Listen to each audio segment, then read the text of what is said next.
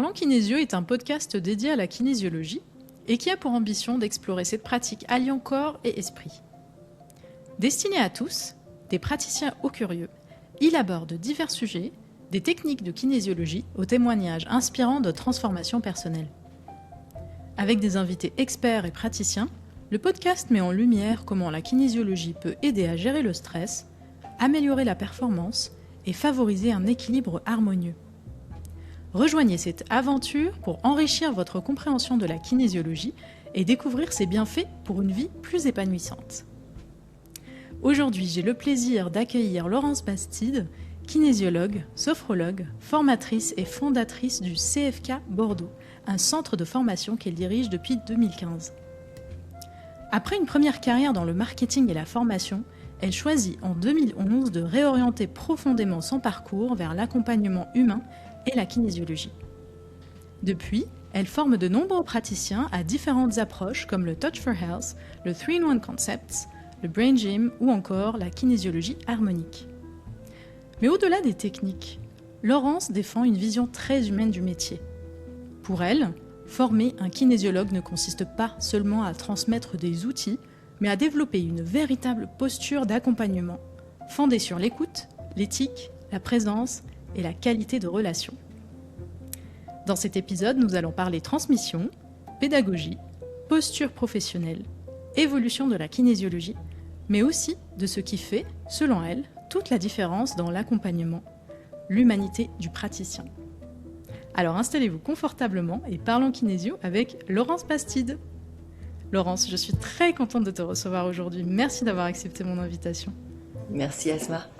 Le plaisir est partagé. Alors pour cette introduction, moi je commence toujours par poser la question de est-ce que tu peux te présenter toi-même à nos auditeurs ? Oui, avec plaisir. Alors tu l'as très bien fait, hein. Moi j'ai commencé la kinésiologie en 2011. À aujourd'hui, je suis, comme tu disais, j'ai commencé par la sophrologie. Ça a évolué vers la kinésiologie. Très rapidement, l'idée de monter un centre de formation, et je pense que j'expliquerai plus tard qu'est-ce qui a fait que la motivation qui a été là. Et à aujourd'hui, j'accompagne des futurs professionnels sur leur parcours de vie, en fait. Je dis parcours de vie parce que effectivement, au-delà d'un métier, c'est une aventure humaine. Et c'est vraiment ça qui m'anime et qui me passionne dans ce que je fais. Donc c'est vraiment un métier très prenant, très engageant et très satisfaisant dans la transformation que je peux voir chaque jour, à chaque étape, des personnes que j'accompagne dans la formation, entre autres, et au cabinet également. Ça a été quoi pour toi le déclic ? Parce que tu as travaillé donc dans le marketing, tu as déjà été formatrice. Est-ce que tu peux nous expliquer un peu c'était quoi ce moment-là qui a tout changé ? Alors c'est vrai qu'il y a eu ce déclic, et avant de parler de ce déclic, je dirais que très tôt, en fait, j'ai su que je voulais travailler, je voulais être dans l'accompagnement, après le bac, enfin au bac, l'idée de qu'est-ce que tu veux faire, pas faire. Et voilà, j'avais une idée de l'accompagnement. Et la vie a fait que je me suis orientée vers le marketing, la communication, le commerce international. Et quand j'ai commencé à travailler, donc je suis restée 15 ans dans la même entreprise, hein, où vraiment j'ai évolué, où ça m'a plu, où je me suis déployée. Et vraiment, en fait, je travaillais plus exactement dans un réseau de franchise, on va dire 100% féminin. Et ce qui me plaisait le plus dans mon travail, c'était la relation humaine. Parce que j'accompagnais ces femmes justement à déployer leur activité, à développer leur activité au niveau du marketing, de la communication.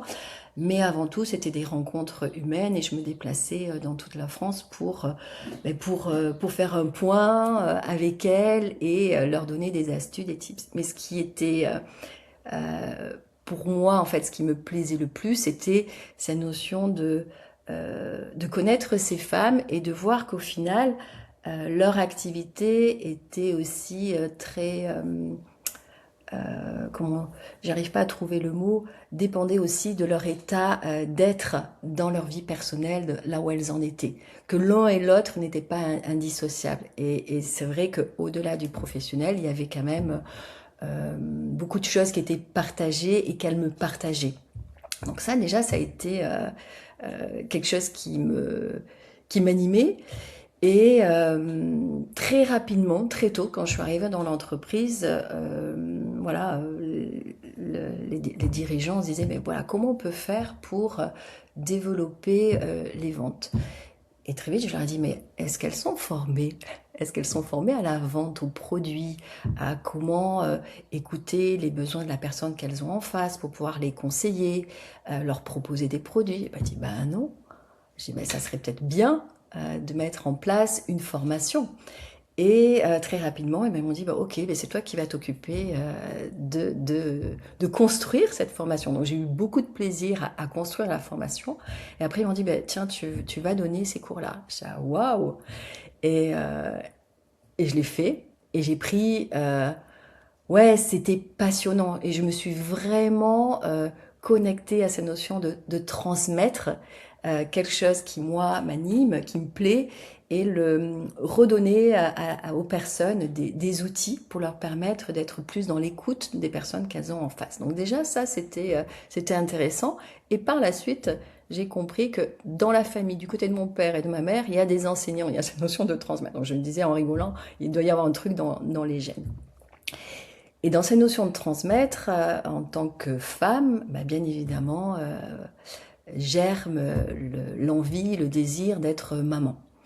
Et ça n'a pas été si simple, en fait, dans ce parcours, parce qu'on ne se pose pas la question, en fait, on se dit, bah, tiens, on va être mère, et ça, c'est censé arriver comme ça, et en fait, ça a mis bah, presque 10 ans. Donc, un parcours PMA qui a été ce qu'il a été. Et à un moment donné, justement, dans ce parcours de PMA, il y a vraiment eu une épreuve où une grossesse n'est pas arrivée à terme.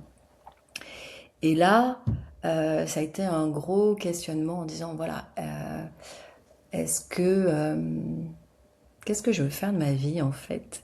Quel sens donner à ma vie? Et pour moi, ce qui m'animait, c'était ben, aider, accompagner.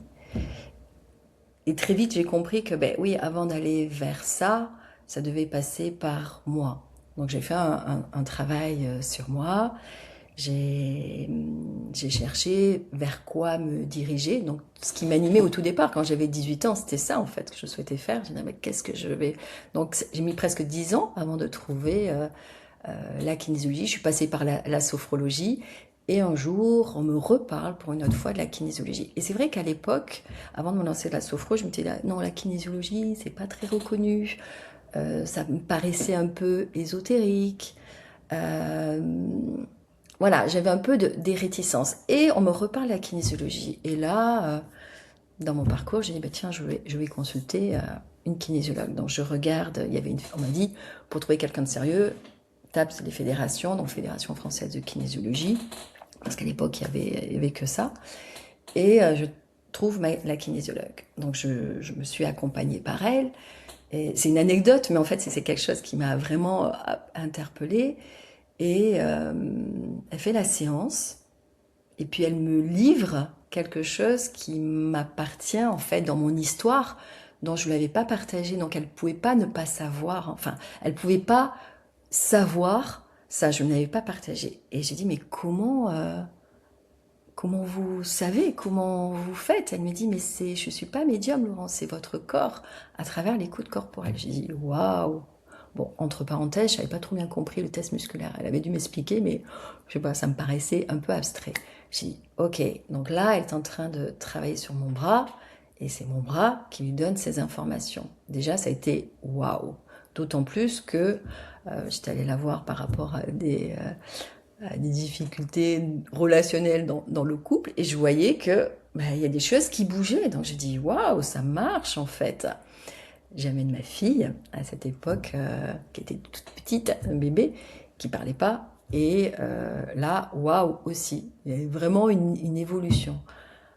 Et un jour, elle propose, c'était dans l'été, je crois que c'était mi-juillet ou début juillet, une journée pour parler de la kinésiologie, pour expliquer en fait en quoi ça consistait.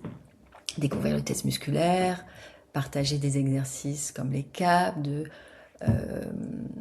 meilleure gestion, entre guillemets, même si on ne gère pas les émotions, mais plutôt d'accueil des émotions, des mouvements croisés, l'explication du principe de l'hydratation.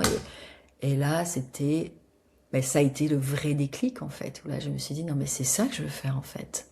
C'est exactement ça. C'est-à-dire qu'il y a l'alliance à la fois de l'émotionnel, du corps, de l'énergétique, mais avec ça repose sur des choses scientifiques. C'est issu des chiropracteurs. Il y avait quelque chose de solide, de structuré et pas de, entre guillemets, perché comme je me l'étais imaginé en fait. Et ça a été le déclic, voilà. Et là j'ai dit, waouh, allez. Et 2 mois après, parce que c'était mi-juillet, début juillet, mi-septembre, je commençais ma formation. Voilà. Merci d'avoir partagé ce formidable parcours. Il y a eu comme un avant et un après avec l'accompagnement, comme tu expliquais tout à l'heure. Est-ce qu'il y a quelque chose qui a vraiment changé dans ton regard, ta façon d'accompagner après que la kinésiologie soit entrée dans ta vie? Donc oui, ce que ça a changé dans mon accompagnement justement des franchisés, parce que j'étais dans un réseau de franchises, c'est qu'il y avait cette dimension de l'humain, encore plus en fait, encore plus la prise de conscience de comment le stress peut impacter nos comportements, nos manières de penser, d'apprendre, de comprendre, d'interagir avec les autres personnes et que finalement, alors on apprend toute notre vie, hein, nous sommes des apprentis sages, j'adore cette expression, c'est le langage des oiseaux, hein, et que si je veux transmettre des outils, des techniques, là c'est notamment de vente, il faut aussi qu'elles soient dans les bonnes dispositions pour apprendre. Et ça, la kinésiologie m'a aidée, puisque mais très clairement, à un moment donné, j'ai dit, bon, Laurence, personne ne savait c'était ma vie privée, la formation en kinésiologie, j'avais pas forcément partagé dans mon travail, mais j'ai dit, écoute, tu as de super outils, notamment les CAP, les outils, pourquoi tu les partages pas avec les personnes que tu vas accompagner là sur une journée ou sur plusieurs jours? Je dis, allez, lance-toi, ça passe par le corps. J'ai pris sur moi et systématiquement après manger, après la pause du déjeuner, j'avais souvent un petit coup de pompe, un petit coup où l'énergie redescendait. Donc j'allais dans les toilettes, je m'équilibrais, ça prenait 3-4 minutes. J'ai dit, pourquoi tu le fais toi toute seule? Partage-le. Et j'ai osé. Et j'ai osé amener ces outils de kinésiologie dans mon travail. Alors au début, évidemment, c'était des adultes, hein. Elles rigolaient. Je leur dis, en fait, pour bien apprendre, pour être bien disposé, pour relancer l'énergie, voilà, je vais vous proposer des exercices qui passent par le corps. Et vraiment, elles ont vu le avant-après. Et moi, je l'ai vu. Ça m'a amené plus de concentration, plus d'écoute, meilleure compréhension, plus d'attention, je ne sais plus si je l'ai dit, mais d'attention dans le sens de curiosité, des questions posées. Donc, ouais, ça a vraiment changé. À partir du moment où j'ai osé expérimenter dans mon milieu professionnel ces outils-là, déjà, ça a amené plus de joie dans ma notion de transmettre. Et j'ai vécu, senti et vu mes propres yeux que ça fonctionnait. Ça fonctionnait pas que sur moi, ça fonctionnait aussi sur des adultes, des professionnels qui n'étaient pas du tout dans ce milieu-là. Donc c'était chouette en fait d'expérimenter ça. Comment t'es venue l'envie, après ta formation, de te lancer en tant que dirigeante d'organisme de formation en kinésiologie? C'était quoi ce parcours-là? Et il y avait peut-être un autre déclic? Oui, il y a eu un autre déclic, effectivement, c'est-à-dire que devenir maman a été plus grand bonheur de ma vie, hein. En tout cas, c'était vraiment, waouh, être mère, il y avait la transmission. Et en même temps, je disais, voilà, j'ai envie que ma fille me voit comme une femme épanouie, bien dans son métier, et surtout que soit quelque chose qui fasse sens, en fait, pour elle, qui ait du sens dans la vie. Euh, et je dis, le meilleur exemple, c'est si elle voit une maman pleinement épanouie dans ce qu'elle fait. Et la kinésiologie, c'était ça. Enfin, moi, j'étais pleinement moi-même. Et tout ce travail que j'ai fait, pour moi, j'ai vu l'impact que ça a pu avoir dans ma vie, autour de moi, évidemment. Et je me disais, mais c'est tellement euh, allégeant, euh, énergisant. Ça amène beaucoup de joie, ce travail sur soi. Je me dis, mais en fait, pourquoi on ne transmet pas ça aux enfants? Comme je l'ai transformé à des professionnels, pourquoi on ne montre pas aux enfants très tôt ces outils-là? Parce que moi, je me revoyais, je me dis, bah, tiens, si j'avais eu ça plus jeune, notamment à l'adolescence, mais j'aurais gagné du temps. J'aurais compris des choses beaucoup plus tôt. Ça m'aurait permis sur notre chemin. Et en même temps, je regrette pas parce que ça faisait partie du chemin et c'était indispensable que je vive ça. Mais il y avait vraiment cette envie de partager ces outils au plus grand nombre. Et en tant que maman, je me dis, voilà, les enfants sont les adultes de demain. Et si on apprend cette autoresponsabilité, cette autonomie de soi vis-à-vis de soi, ben, la société va changer, ça va essaimer, ça va changer, les choses vont changer. Parce qu'on ne peut pas demander aux autres de changer, par contre, en tout cas c'est ma croyance, mais si je change moi-même, ça va changer autour. Donc très vite, il y a eu cette idée de faire sens en plus grand nombre et à travers les enfants en tout cas. Et après je me dis oui mais les enfants ils vont pas venir se former tout seuls, ils ont des parents. Donc voilà, ça a été une évidence en disant mais voilà, ben oui, en fait je vais former des adultes qui eux-mêmes seront parents, qui vont changer, qui vont se sentir mieux, devenir plus autonomes, plus responsables. Responsable, ça veut dire dans le sens de responsable, réponse, capacité, able à donner sa réponse. Voilà, hein, c'est pas, on est tous responsables, mais je suis en capacité de donner ma réponse dans une situation de stress. Et souvent, dans une situation de stress, on ne sait pas trop quoi faire. Donc, voilà, il y avait cette notion de je suis mère, je suis un responsable. Et si tout le monde avait la capacité à faire des choix éclairés, sans stress, mais vraiment détendus, ça va changer le monde. Et là où j'étais sur Bordeaux, parce qu'en fait, quand je me suis formée, il n'y avait pas de centre de formation. Je suis un petit peu allée dans toute la France me former par moi-même. Donc, j'ai dit, bah, en fait, je forme, j'adore ça, je veux transmettre. C'est cet élan, bah, je monte un centre de formation. Ça a été comme une évidence. Alors, c'est vrai qu'avec le recul, sachant tout ce que ça impliquait, peut-être que je l'aurais pas fait comme ça, spontanément. Mais en même temps, c'est ce qui m'a guidée, cet élan qui m'a donné l'énergie de le faire. Voilà. Est-ce que tu peux nous partager les disciplines que tu transmets au CFK de Bordeaux? Alors j'en parlais tout à l'heure, mais je voulais savoir aussi, en fait, au-delà de la discipline, parce que c'est un peu ça le thème de l'épisode, c'est qu'est-ce que chaque discipline apporte avec sa propre couleur. On va dire chaque discipline va avoir sa propre âme. Qu'est-ce qu'elle va apporter, en fait, aux apprenants, aux stagiaires? Oui, alors c'est vrai que j'enseigne plusieurs disciplines de kinésiologie, mais je voulais regrouper en deux catégories. Donc il y a santé par le toucher ou Touch for Health et Brain Gym.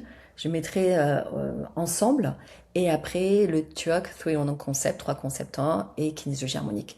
En fait, quand on fait un travail sur soi, c'est-à-dire on est en lien avec une problématique, on se sent coincé à l'arrêt et on ne sait pas comment faire. En fait, la tête qui dit j'ai envie de changer, mais concrètement, ça se met pas en place. C'est-à-dire qu'il y a quelque chose qui ne suit pas. Et il y a pour moi deux voies possibles, deux manières de relancer ce mouvement, se remettre dans la vie, en fait.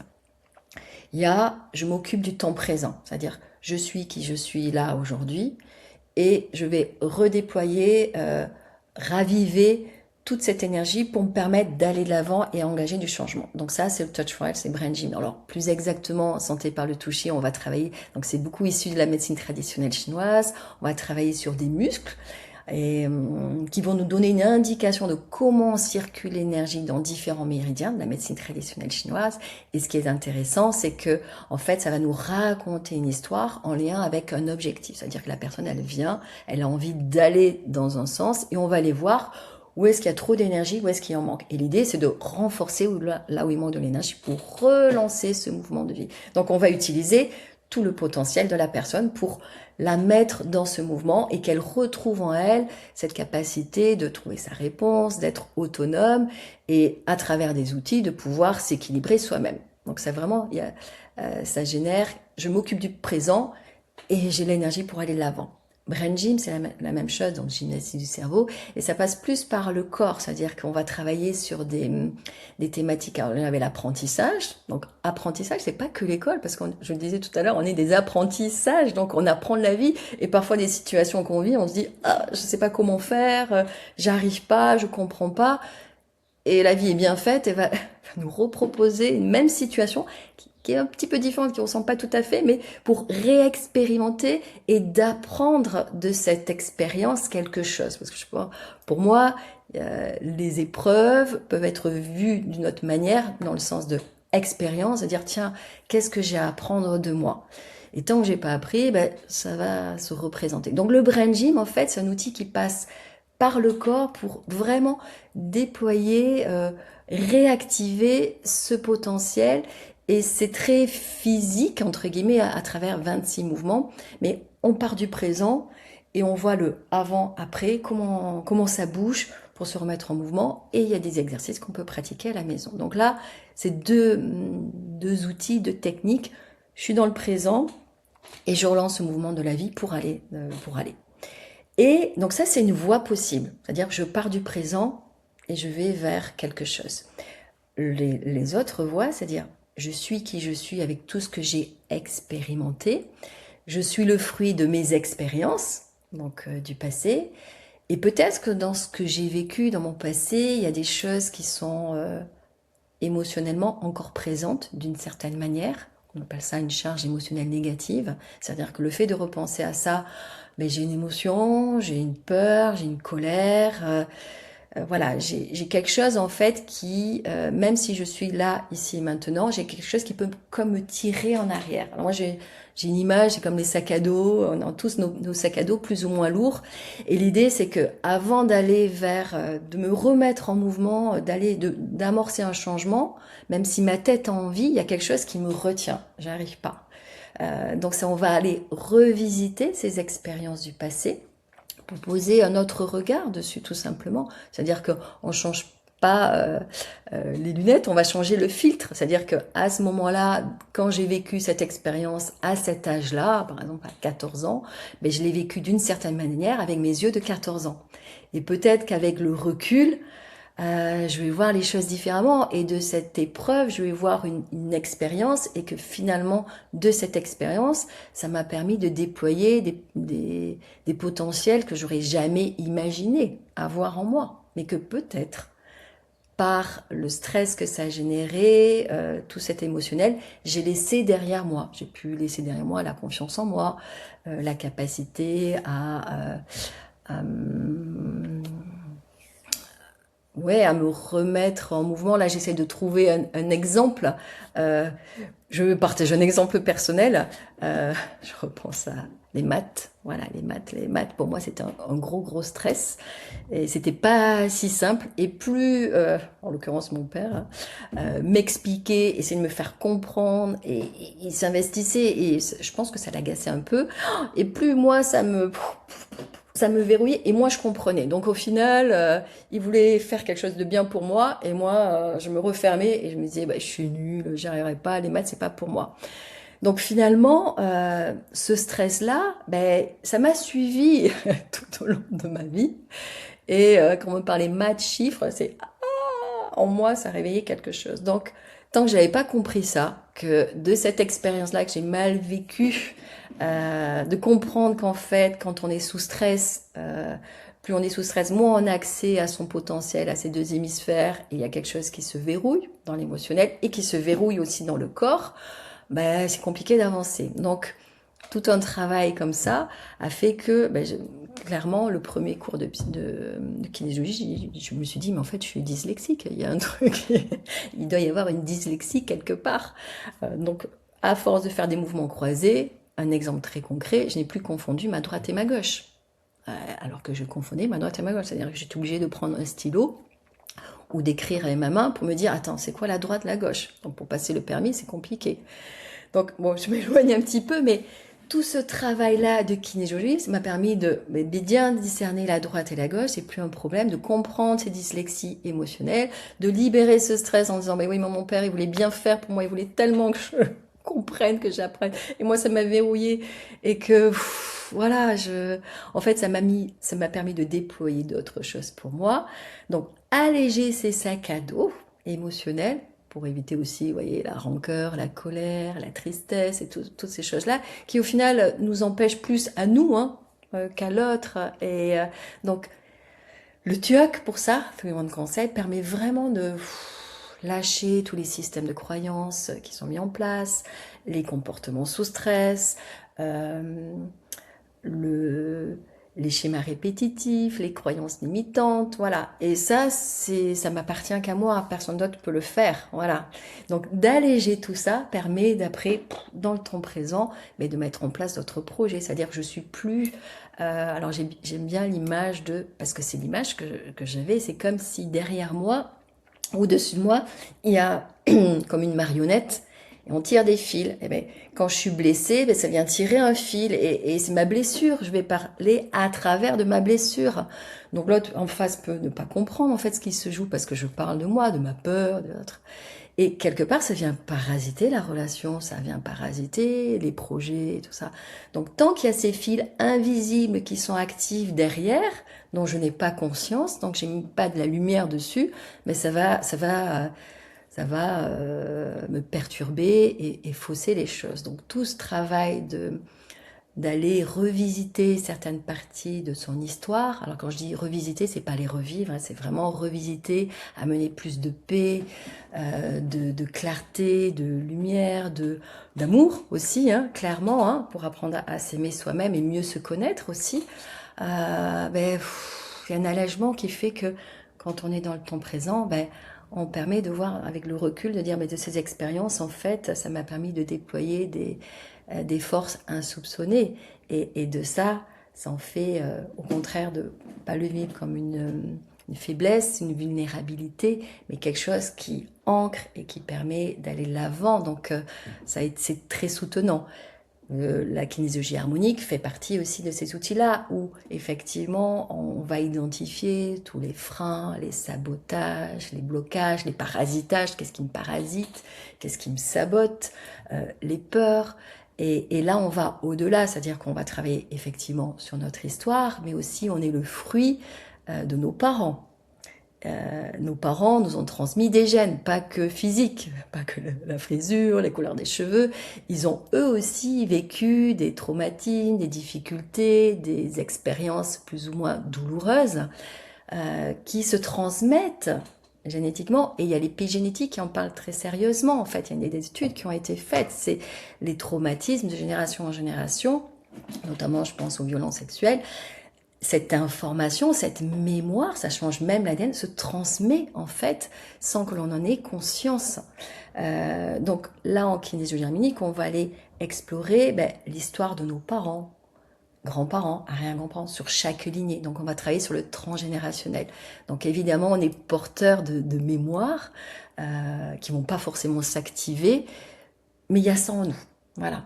Et plutôt que de le vivre comme un sac à dos en se disant ah bah ouais mais c'est la faute de l'arrière-grand-père, non c'est pas sa faute, cet aïeux il voulait le meilleur pour nous, mais par contre peut-être qu'ils ont mis en place des schémas, des programmes pour se protéger en se disant voilà, je veux surtout pas que mes descendants vivent la même chose, donc je vais mettre en place un programme de protection pour que l'espèce survive et que la filiation ne vive pas la même chose. Et nous, on reçoit ce programme, on n'est pas forcément conscient, et on se dit, mais pourquoi dans cette situation, je réagis toujours de cette manière? Pourquoi je suis sur la défensive? Pourquoi je ne fais pas confiance facilement aux personnes? Pourquoi, enfin, plein de choses que j'ai vécues. Pourquoi il y a des faillites qui se répètent dans la famille? Ben ouais, mais on est porteur de cette information. Et tant elle agit dans l'ombre, oui, comme tu vois, comme le disait la marionnette, ben, tant qu'on n'a pas posé des mots MOTS sur des MAUX, ben ça agit sans qu'on se rende compte. Donc c'est vraiment amener plus d'apaisement, de compréhension, d'empathie, de compassion en fait par rapport à ça, par rapport à cette histoire. Et derrière ces défis, à chaque fois il y a une force. Et c'est voir vraiment l'autre côté de la face. Et souvent quand on a une stress, on voit tout ce qui ne va pas. Et c'est souvent après le recul qu'on se dit ah ouais, mais en fait, grâce à cette expérience, j'ai vécu ça et j'ai compris quelque chose de moi. Donc voilà, donc c'est deux approches différentes, deux voies, mais qui sont indissociables. Et en fonction des personnes que l'on accompagne, ben, certaines personnes ont besoin de plus travailler dans le temps présent, d'autres d'aller revisiter leur histoire. Laurence, je vais récupérer l'image du sac à dos. Oui. Et parce que je la trouve vraiment très, très parlante. Tu as eu un moment dans ton parcours aussi, ce, ce temps où tu t'es retourné, où tu as posé le sac pour essayer de voir un peu ce qu'il y a dedans, avec cette conscience-là de qu'est-ce que j'ai envie de transmettre et qu'est-ce que je n'ai pas envie de transmettre. Parce qu'encore une fois, au-delà de la technique, tu transmets aussi ce que tu es.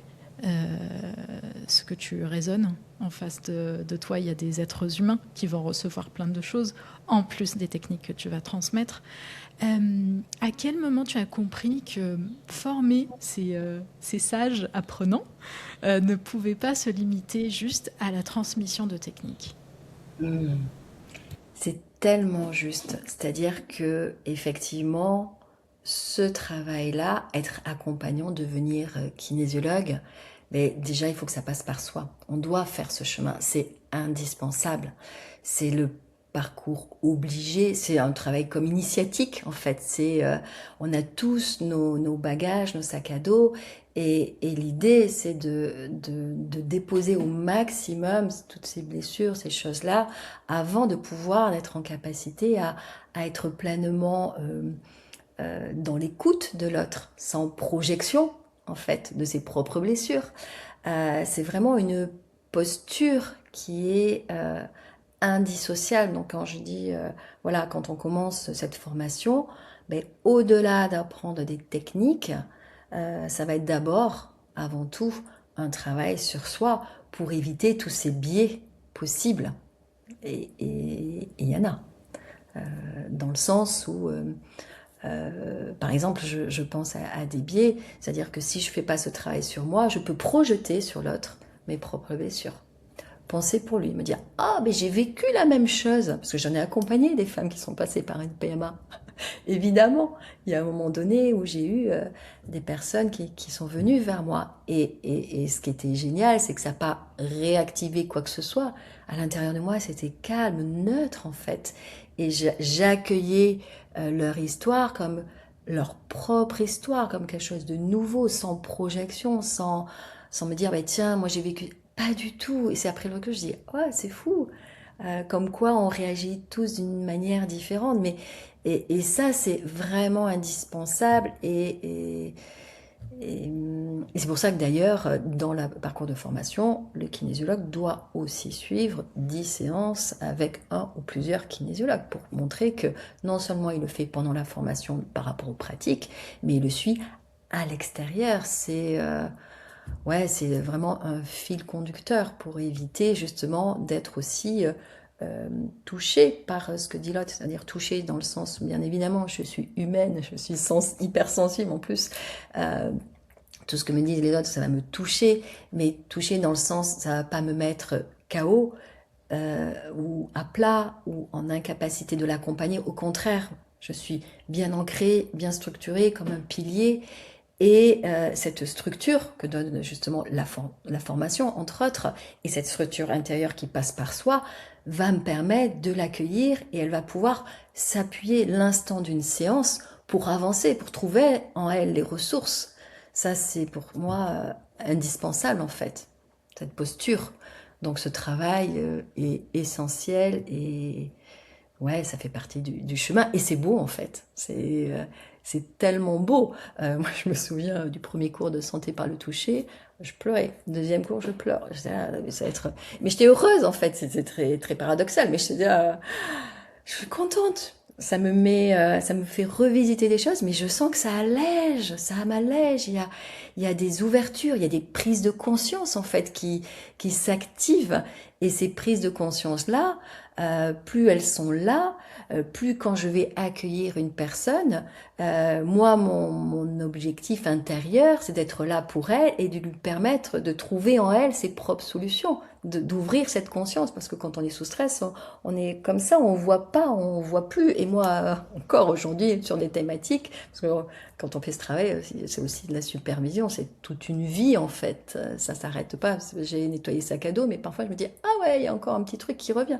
Évidemment, ça sera toute la vie, et c'est ça qui est beau, et c'est ça qui est passionnant en fait, c'est d'aller à la rencontre de soi, de se découvrir et de permettre à l'autre de se découvrir, de poser un autre regard sur elle-même aussi. Ça, c'est précieux en fait. Comment tes apprenants arrivent à percevoir un peu ce que tu essaies de transmettre, à leur dire voici la différence entre un technicien et un véritable accompagnant. Est-ce qu'ils arrivent à le percevoir? Parce qu'au début, c'est vrai qu'on est très élève, très studieux. On essaye de suivre les techniques d'équilibration à la lettre. Et moi, l'ayant vécu enfin, durant des séances de fin de week-end où voilà, j'ai ma fiche et je suis à la lettre. Et puis, limite, je suis coupée en fait, et de mes sensations et de la personne qui est en face de moi. Et souvent, à la fin, quand on fait le débrief, je me le reproche en fait. Donc, technicien versus accompagnant, comment tu arrives, toi, déjà, toi, personnellement, à faire la différence quand tu as quelqu'un devant toi et essayer de réajuster un peu ça? Ouais. Alors, c'est normal. Je dis à tous les étudiants, au départ, quand on débute, ben, on va passer étape par étape. Et avant d'arriver à accompagnant, ben, c'est tout un parcours, en fait. Et souvent, on me dit, ah ouais, mais t'es là. Je dis, oui, mais je suis passée par toutes ces étapes-là. Et la première, pour moi, c'est cette notion de structure.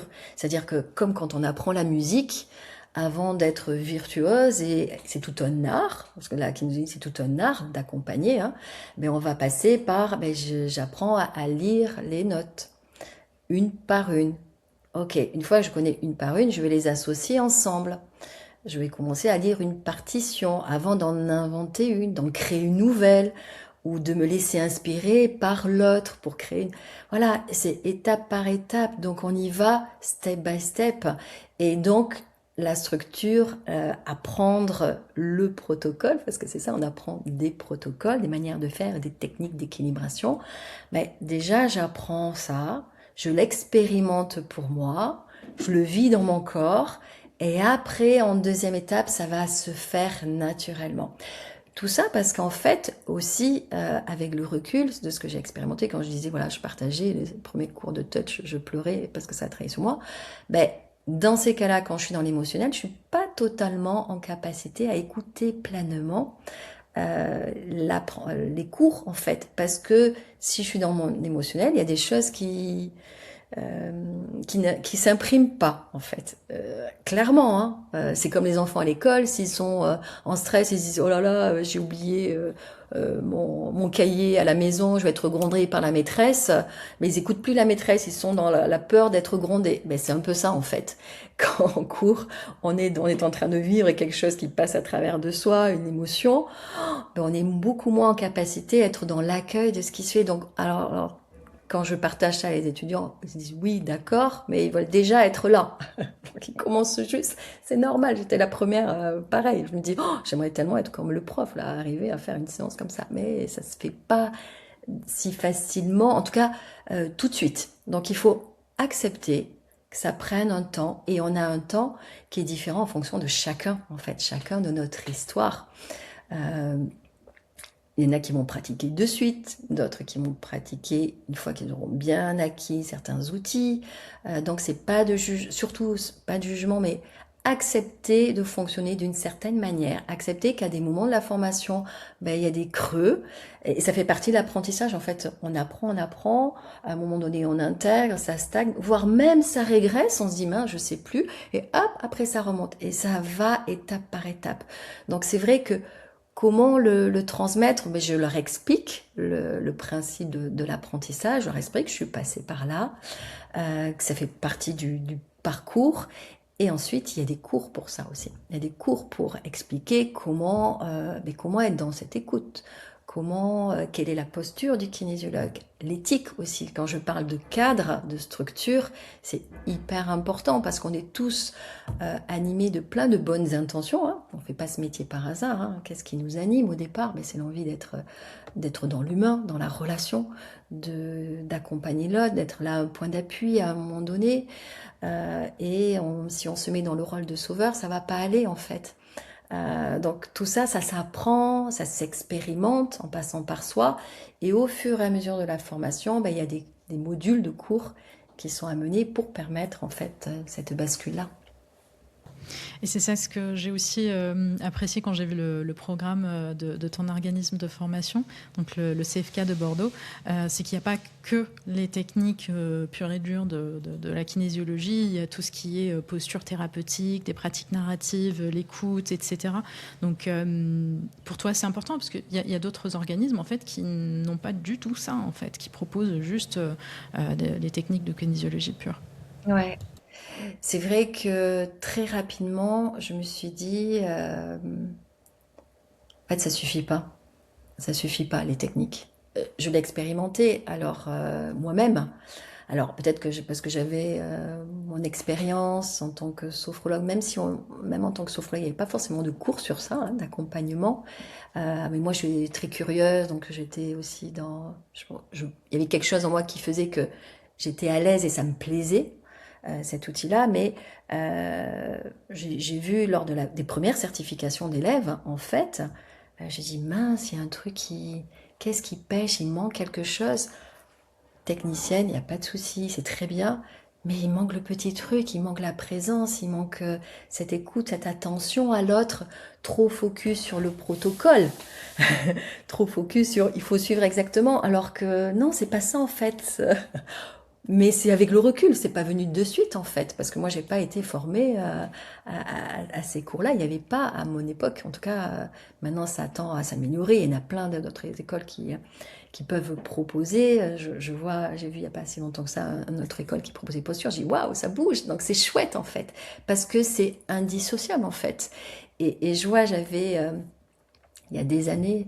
Peut-être quand j'avais fini ma formation, il y avait le professeur Gérard Osterman qui m'accompagnait et qui est intervenu dans l'école, qui lui est professeur en thérapeutique en médecine interne, donc il forme des médecins, qui est psychothérapeute, qui a son propre cabinet, et qui me dit, mais Laurence, c'est 20% de technique, 80% d'être.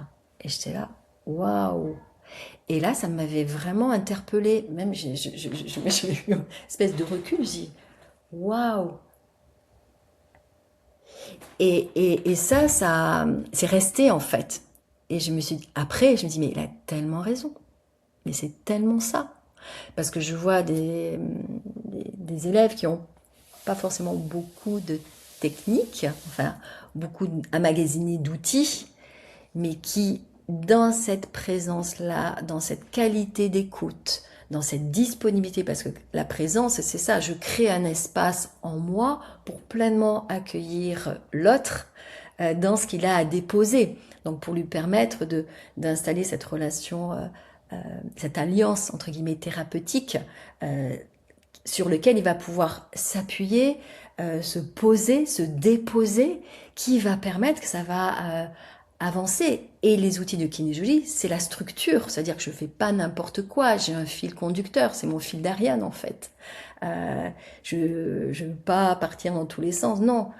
Mais ce qui compte, c'est avant tout être là pour la personne dans cette écoute. Et elle vient au début, quand on dit la kinésiologie, c'est l'écoute du corps, oui, mais pas que. La personne, elle vient déposer avec une thématique, une problématique. Donc je vais l'écouter avec mes oreilles, je vais l'écouter avec mes yeux, je vais l'écouter avec mes sens, avec tout ce qui est présent en moi.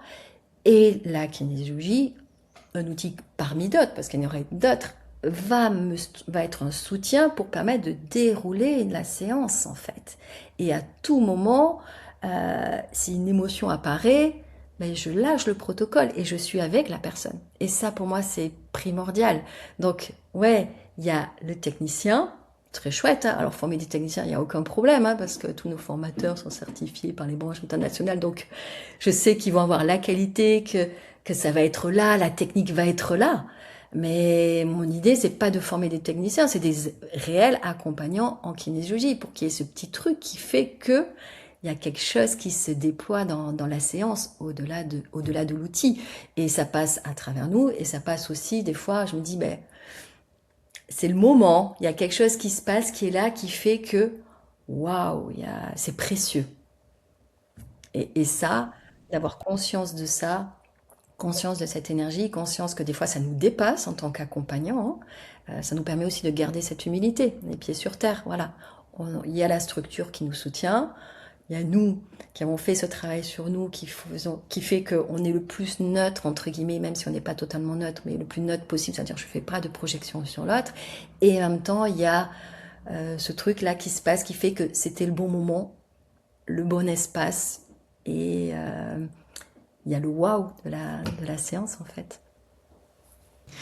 En préparant cet épisode avec toi, Laurence, il y a une de tes citations qui m'a beaucoup marquée. Tu te dis, je cite, la technique est un outil, mais c'est la qualité de présence du praticien qui fait toute la différence.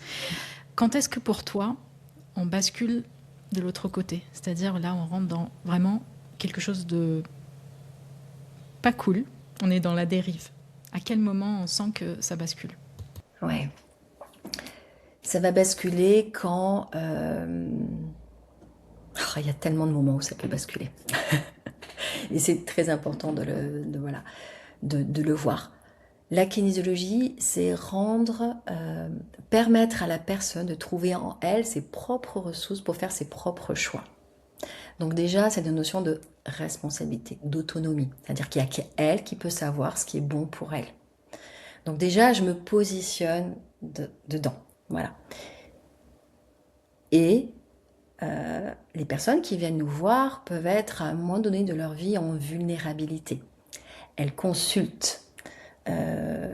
Personnellement, je vais partager une expérience. Je travaille dans un cabinet de kiné et une dame vient, se présente, elle avait pris rendez-vous et me dit « Bonjour docteur ». Alors tout de suite, je réajuste, parce que docteur, c'est, voilà, je suis le docteur, je suis le sachant, en fait. En fait, non, je sais rien. Je sais rien dans le sens, j'ai des outils qui sont là, c'est ma structure, mais je sais pas ce qui est bon pour la personne. Donc tout de suite, je lui dis, alors, je ne suis pas médecin, je suis Laurence Bastide, je suis kinésiologue, et voilà comment je vais vous accompagner. C'est-à-dire, avec les outils que j'ai, avec ce qui je suis, je vais vous permettre de libérer, d'amener plus de conscience sur des stress, des choses qui vous bloquent à aujourd'hui, mais c'est vous qui allez de vous-même vous mettre en mouvement, faire vos propres choix. Donc tout de suite, le biais, c'est moi, je sais pour l'autre ce qui est bon pour lui. Et là, ça va pas du tout, en fait. Surtout pas. Donc là, cette position de sachant ou de supérieur ou autre. Et parfois, les personnes, sans le vouloir, peuvent nous mettre dans cette position-là. Donc évidemment, pour l'ego, ça peut être « c'est super, moi je sais, elle me fait confiance et autres ». Mais ça juste flatte l'ego, mais on n'y est pas du tout en fait. On n'y est pas du tout. Au contraire, ça peut même créer une situation de dépendance. C'est-à-dire que, voilà, je viens vous voir parce que ça va pas et il n'y a que vous qui puissiez m'aider. Aïe. Alors là, pareil, je réajuste de suite, vraiment l'humilité en disant, voilà, je vais être là à un moment donné pour vous accompagner, pour que vous trouviez l'énergie disponible, pour trouver vos propres choix. Mais c'est pas moi qui vais vous faire vos propres choix. Je vais par contre vous demander comment vous vous sentez, où est-ce que vous voulez aller et qu'est-ce que vous êtes prêt à faire pour. Voilà, donc là déjà le biais, le sachant, waouh, oui. Je l'ai dit tout à l'heure, notre biais c'est je projette sur l'autre mes blessures en disant ah ouais mais moi je l'ai vécu la même chose donc il faut qu'elle fasse ça forcément. Donc si je projette quelque chose sur elle, je l'enferme énergétiquement, même je l'enferme dans un cadre où je me dis, oh, bah non, mais jamais elle s'en sortira, cette personne. Je l'enferme. Donc si déjà l'accompagnant projette quelque chose sur la personne qu'elle va accompagner, mais ça l'enferme. C'est comme un enfant en disant bah, on n'en fera jamais rien. Mais c'est pas exactement la même chose. Donc moi je suis vraiment dans cette ouverture en me disant waouh, merci de me faire confiance, de venir me voir. Je vais être là pour vous accompagner avec les outils que j'ai, mais à l'intérieur, moi, je fais pleinement confiance et il y a l'espoir. Je me dis, voilà, on a tous, et j'en suis persuadée, la capacité à, à se déployer, à trouver l'énergie disponible. Et on va être un accompagnant à un moment donné. Donc voilà, il y a ces gros biais là, je dirais, et le sauveur. En disant, voilà, je suis le sauveur, je vais sauver tout le monde. Non, en fait, non, je vais pas sauver. C'est pas vrai. Et surtout pas parce que je vais prendre une responsabilité qui ne m'appartient pas et au contraire je veux pas, je veux permettre aux personnes de trouver en elles-mêmes les réponses, d'être responsables, en capacité à donner la réponse. Donc je sauve pas, je vais être accompagnant, facilitateur, le processus, la mise en conscience à un moment donné et après, c'est relancé. Voilà, je vous dirais ouais les plus gros biais ou donner des conseils. Voilà, donner des conseils, non, là, on n'y est pas, en fait. En tout cas, dans cette posture de kinésio. Laurence, la kinésiologie évolue énormément. Alors, il y a eu un énorme boom en France. On a vu beaucoup d'organismes de formation. Alors, ceux qui forment à distance, sans le test musculaire, ceux qui forment en 2 semaines et qui te certifient à l'international. Alors, j'ai été très curieuse. Je suis allée voir les organismes internationaux. Alors, bien évidemment, c'est ni l'IKC, ni quoi que ce soit. J'ai reçu Sébastien Duflo qui a suivi les formations de wellness kinésiologie en présence de Wayne Topping qui disait attention, il y a des black schools qui récupèrent nos supports, ne prenez pas de photos, ne transmettez pas. Ça commence à être un peu inquiétant. Comment toi tu te positionnes avec à la fois ton organisme, ta façon de voir la kinésiologie aujourd'hui en France pour justement transmettre ce mot-là et faire en sorte que les gens sachent vers où se diriger. Parce que comme je l'ai dit encore une fois la dernière fois dans l'épisode avec Sébastien, c'est un peu la jungle. Ouais. C'est fou ce que tu dis, Asma, parce qu'effectivement, moi, quand j'ai commencé la formation, c'était un petit peu... c'était pas clair, en fait. Même s'il y avait une fédération, il y a eu plusieurs discours. Et même moi, au départ, le premier cours de santé par le toucher, je l'ai fait avec un instructeur qui n'était pas certifié, en fait, qui n'est pas reconnu IKC. Après, je l'ai refait avec... J'ai vu vraiment la différence. Enfin, voilà, non pas qu'il n'était pas... C'était très chouette, j'ai énormément appris, mais voilà, le discours était pas clair. Et quand c'est pas clair, j'aime pas trop. C'est pour ça que quand j'ai créé cette école, il y avait aussi l'envie de transmettre quelque chose pour ma fille, pour les enfants, pour voilà, dans ce côté humaniste qui je rejoins John T qui m'a beaucoup parlé en fait. Voilà, je me retrouvais beaucoup dans sa philosophie. Et je me dis, non, mais moi, je veux pas que ce soit ésotérique, je veux que ce soit hyper carré, sérieux, qu'on sache où on va, qu'on fasse pas n'importe quoi, parce qu'on a la responsabilité d'accompagner des personnes. Et c'est pas possible de faire n'importe quoi. Donc, très rapidement, pour moi, l'important, c'est de suivre cette philosophie qui a été transmise par les créateurs, notamment John T, chiropracteur, et tout ce qui en a suivi, Daniel, Gordon, Candace pour le Thulon Concept, Paul Denison pour le Brain Gym, entre autres, et après il y a eu les créateurs français. Donc tous les enseignants sont issus, sont des instructeurs certifiés par ces branches internationales. Pour moi, cette transmission de la philosophie, et puis ça évolue, les choses évoluent, ce qui était juste dans les années 60-70 n'est plus tout à fait juste maintenant, donc le métier évolue, justement il évolue, puisque au départ c'était plus des techniciens qui étaient formés, et là il y a quelque chose d'autre qui se met en place, parce que la société évolue. Et voilà, donc d'où la création de l'organisme de formation très tôt, en fait, quand j'ai créé l'école, je crois 1 an après, ou très très très rapidement, dans les mois qui ont suivi. Et l'idée, c'était de se fédérer au final. Et justement, parce qu'il y a eu ces dérives-là, parce qu'il y a des écoles qui forment à distance, et je me dis, mais à distance, Comment on peut travailler à distance alors qu'on va travailler avec une personne, de tout ce que j'expliquais auparavant, on va la toucher, notamment avec son corps, mais on va la toucher avec ses mots, avec sa présence. Comment on peut travailler à distance? Comment des futurs kinésiologues peuvent apprendre? C'est juste impossible en fait. Il y a cette partie d'expérience qui se vit soi-même, comme on dit, ça passe par soi d'abord. Donc si je l'expérimente à distance, c'est pas possible. Là, je repense à une dame qui m'a appelée en me disant, est-ce que vous pouvez me former au santé par le toucher, mais juste le premier module pour apprendre le test musculaire. Elle me dit, parce que je connais les muscles.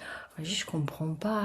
Et je discute, elle me dit, oui, j'ai fait santé par le toucher à distance, mais je comprends pas le test musculaire, j'arrive pas à l'avoir.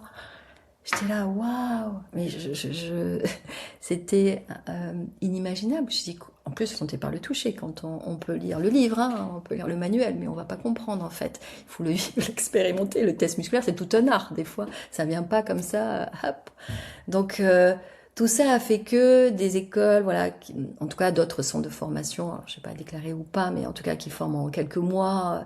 Et je dis voilà, il y a vraiment besoin d'une structuration du métier. Et je suis très heureuse en fait qu'il y ait un référentiel métier qui a été déposé là au mois de décembre, qui a été validé, qui donne un cadre éthique et déontologique en fait, de ce qu'on peut faire, pas faire, les limites du test musculaire, les limites de notre accompagnement, quand on se sent pas en capacité d'accompagner une personne, vers qui l'orienter, un psychothérapeute, un psychologue, un psychiatre, un médecin, enfin voilà, lui dire d'aller faire des examens médicaux. On a besoin de ce cadre, c'est indispensable en fait pour poser des limites et éviter des dérives, voilà, des dérives, il peut y en avoir. Donc voilà, l'idée c'était vraiment donc de faire partie. Au tout départ, il y avait UNIC, Union nationale et internationale de kinésiologie, donc je faisais partie du CA, de la création en fait. J'étais dans les premières et c'est vrai que ça prend énormément de temps. C'est du bénévolat, en plus de l'école, plus ma famille, enfin voilà, c'était compliqué donc j'avais un petit peu lâché. Et là, il y a eu un appel en fait de leur part et j'ai senti en disant voilà, là il y a quelque chose qui est en train de bouger au niveau national. C'est chouette, je le sens. Ok, je vais à nouveau refaire partie de l'aventure et pour amener la profession vers quelque chose de plus sérieux, de plus encadré, de plus sécurisant aussi pour les élèves, voilà, les futurs kinésiologues et aussi, surtout, les personnes qu'on va accompagner. Parce que j'ai vu, hein, on se met kinésiologue, on a suivi 4 stages hein, où on a fait 1 an de formation. Et moi, voilà, et des personnes qui viennent me voir me disent ah mais vous faites pas comme la personne que j'ai vue qui était kinésiologue. Je dis ah oui. Alors je veux pas critiquer, je veux pas, voilà. En tout cas, je dis écoutez, moi je vous expliquer comment on fonctionne, comment je travaille, en quoi ça consiste la kinésiologie. Toujours, même si on me dit je connais. J'ai déjà fait, je vais rappeler, réexpliquer, parce qu'on n'a pas tous la même vision. Donc cette vision, cette philosophie qui a été transmise au départ par Jonty, par tous les créateurs, enfin lui, Jonty c'est à l'origine en fait de la kinésiologie, et Goodhart, si on repart de la kinésiologie appliquée, mais la kinésiologie comme on la connaît nous, comment on peut la transmettre grâce à Jonty, voilà, c'était important que ce soit structuré, donc je fais partie de UNIC, du SNK, Syndicat national de la kinésiologie, et de l'IDK. Et là, il y a un grand mouvement, ils sont tous mis autour d'une table, justement, pour travailler sur la normalisation du métier et surtout de la formation, c'est-à-dire qu'est-ce qui est acceptable, qu'est-ce qui n'est pas acceptable, et travailler aussi en parallèle avec parce qu'on a une complémentarité avec le milieu médical. On ne remplace pas le médical, surtout pas, c'est pas notre travail. Par contre, on peut accompagner en parallèle un accompagnement plus émotionnel, plus énergétique, et c'est ce travail en parallèle, en complément, peut vraiment amener à un mieux-être de la personne, et ça passe par une structuration du métier et forcément des centres de formation qui forment les futurs kinésiologues de demain en fait. Laurence, on arrive à la fin de notre épisode. J'avais vraiment envie que, pour clôturer cet épisode, que tu partages des livres qui t'ont accompagné, toi, et qui vont peut-être aussi nourrir la manière d'accompagner, de transmettre des apprenants donc, en kinésiologie. Alors des livres, il y en a plein. Alors j'ai des livres, je dirais, personnels, qui, moi, m'ont nourri dans mon accompagnement. Et il y a des livres plus en lien avec la kinésiologie qui vont soutenir mon travail. Alors là, par exemple, je pense au livre de John et Matthew T, de Santé par le toucher, qui à chaque fois me remettent dans cette philosophie, dans cette énergie. C'est quelque chose qui est très inspirant, en fait, pour moi, de me reconnecter à cette énergie de transmission, dans le sens de John T, c'était un humaniste, voilà. Et c'est ce côté humaniste de vouloir transmettre au maximum de personnes des outils pour aller mieux, comme ça le monde ira.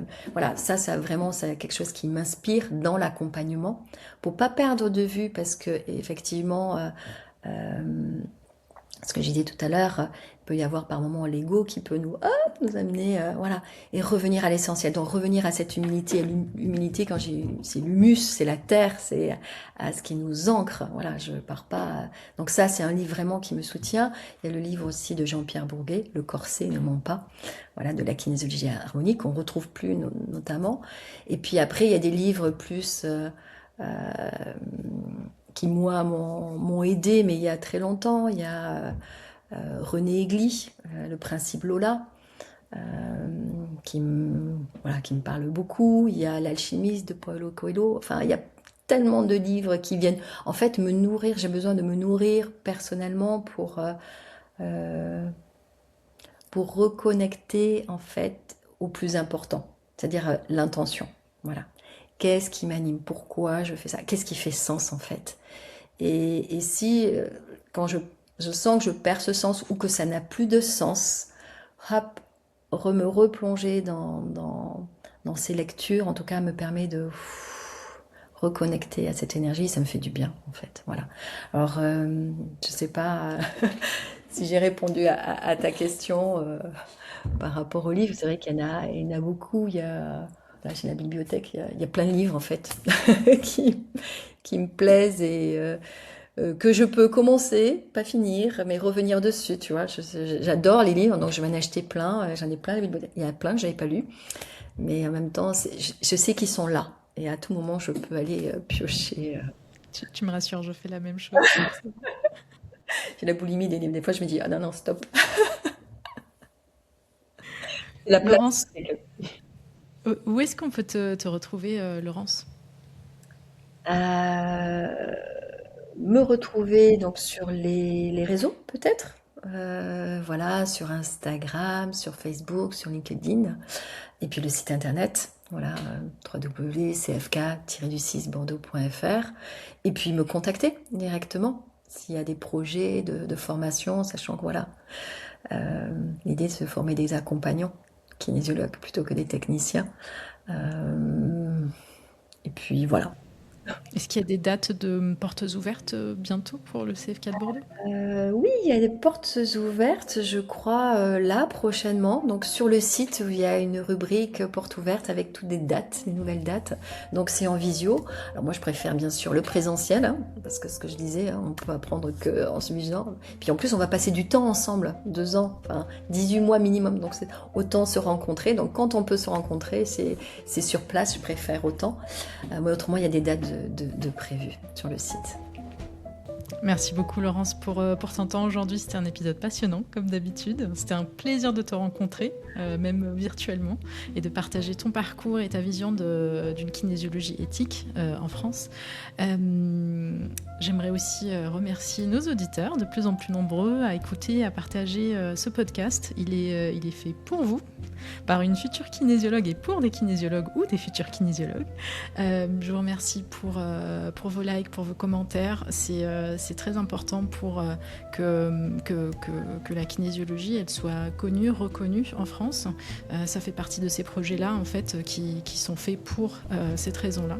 Donc merci encore à toi Laurence et peut-être à très bientôt pour des formations. Oui, avec plaisir Asma. Merci beaucoup pour le travail que tu fais à rendre, à faire connaître en fait la kinésiologie, dans ce que c'est, mais aussi dans ce métier et dans cette philosophie. Donc merci à toi de pouvoir nous permettre cet espace-là pour parler de notre métier. Merci. J'étais ravie de te rencontrer. Et puis, à très bientôt pour le prochain épisode. Je vais la refaire. À très bientôt pour le prochain épisode de Parlons Kinésio. Merci.